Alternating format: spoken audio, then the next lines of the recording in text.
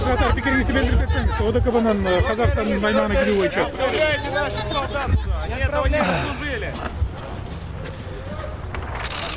Вы за или против использования ОДКБ в ОДКБ кыргызских вооруженных сил?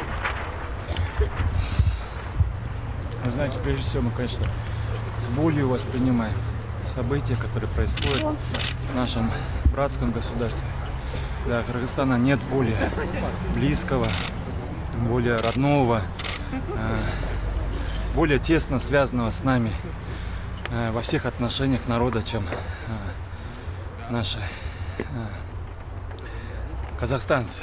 Поэтому, конечно, то, что сегодня поступает, то, что вчера воспринимают, то, что всю ночь поступали сообщения о такой резком обострении, эскалации, насилии, многочисленных жертвах, это все, конечно же, вот каждый кыргызстанец, в том числе, я могу с полной ответственностью сказать, весь состав кабинета министров, руководитель нашего государства, это практически так же, как и все мы, как же, как и весь, наверное, мир и весь регион, как наше сердце бьется точно так же, с таким же инстинктом. Да, да.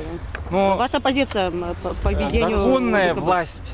Вы знаете, что до последнего времени позиция Кыргызстана, формально, неформальная, она заключалась именно в том, что мы выражали полную уверенность, что братский народ и его руководство, президент Касым-Жомарт Токаев, полный состав нашей законной власти Казахстана способны самостоятельно справиться с этой ситуацией. То есть не надо, значит, мы выражали в этом уверенность до того, как в соответствии с собственным национальным законодательством Республики Казахстан, в соответствии с уставом всевозможных организаций, не только организации договора коллективной безопасности, у нас много договорных обязанностей, которые связывают. Нету более близкого стратегического партнера. И поэтому, когда сосед и ближний брат просит о помощи, нельзя.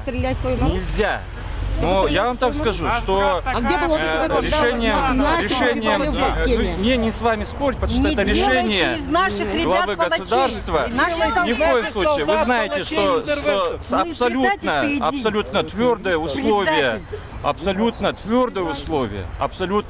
оно просто непоколебимое условие каких-либо направлений. Если они будут направлены, если на то будет принято решение в соответствии с Конституцией нашим Джоуркинешем, который избрал народ Кыргызстана на честных, свободных, справедливых. Это будет ваша личная позиция. Абсолютно четкое условие и требование, что ни в коем случае они не будут соприкасаться с гражданским населением нашего братского народа. Не надо вообще. Это будет прецедент, потому что не надо. Мы пережили Орские события, мы сами справились. Против Орские события пережили, мы сами справились. Предатели эти, что ты предатель. Переобулся!